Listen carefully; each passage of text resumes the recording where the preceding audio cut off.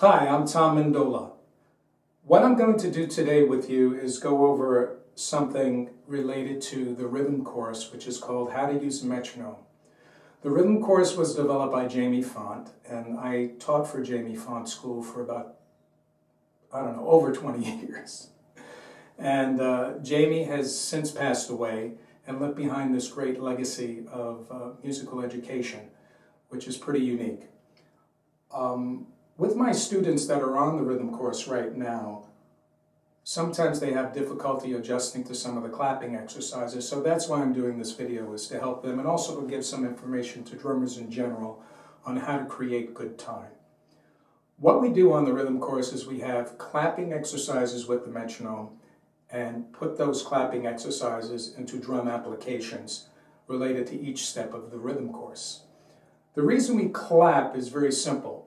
Sometimes musicians will practice their drums or whatever instrument with headphones on and a click, or practice to a click, which can be very helpful. However, to really zoom in on whether or not you're covering the click completely, making it disappear, requires a different approach. And that approach is this. You do it without headphones, and you do it with the metronome by your side, adjusted to a reasonable volume, and you clap to it. I'm going to show you the best way to accomplish that. And the reason we do that is because you can really hear if you're slightly off, meaning you're not in the center of the beat, you're either ahead or slightly behind or way ahead or way behind, flamming, or just completely losing it. Sometimes that could be very hard to hear when you have headphones on and you're playing with it. You can't really tell. So that's why I'm doing this video, so to get my students started on how to use a metronome.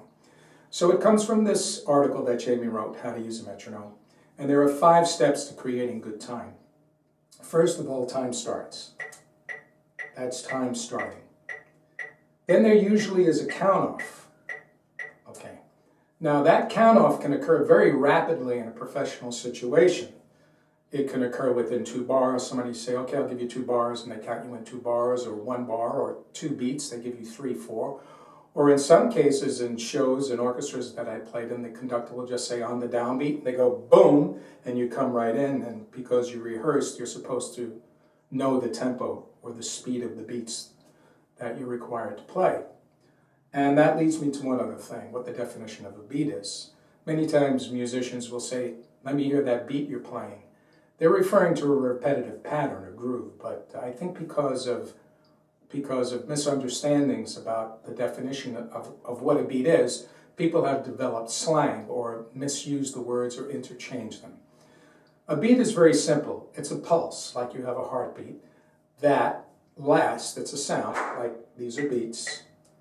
And a beat will last, this pulse of boom, boom, boom, will last until the next beat occurs. So if you hear, that beat went from here and ended there. As drummers, we don't use durations like other instruments do. A duration is the length or the time the sound lasts from one beat to another. That space can be short if it's a very fast tempo, or it could be very long, like that. So what we're trying to train on the rhythm course, or what we do train, is feeling that space from one beat to the next so that we could land right in the center of it.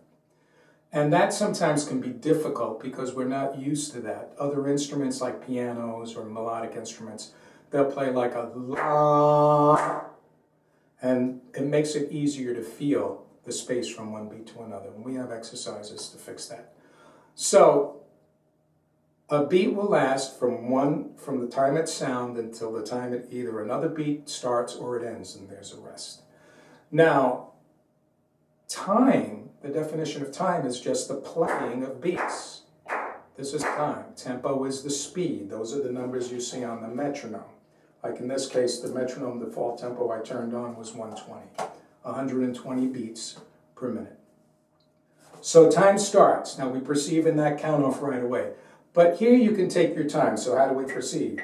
We see the flashing light. We can hear it. We can feel the pulse right here. If we put our hand over the speaker, we can feel that air a little bit pushing against us. Those are 3 perceptions: sight, hearing, touch. So we perceive as the second step. Then we have to create mentally. This is where it can be real fast when you're in a professional situation. So now I'm creating. But I'm doing it mentally.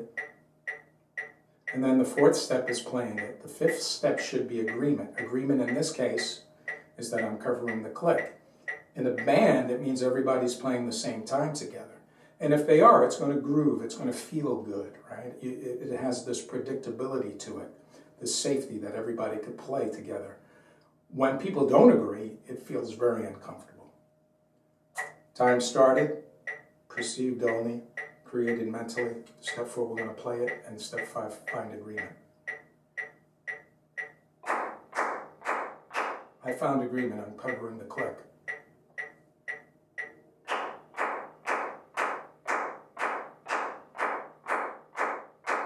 Now, you can still be on time, but if you're not getting a good sound from your hand, it's going to sound like this.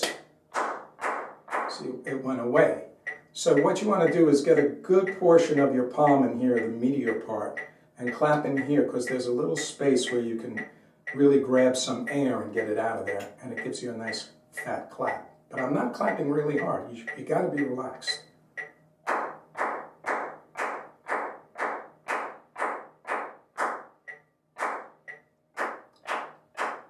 Even quiet, it goes away. So I hope that helps you. If you have any questions, you could contact me at tom@tommendoladrums.com. And I hope to hear from you. Thank you for listening, and thank you for watching.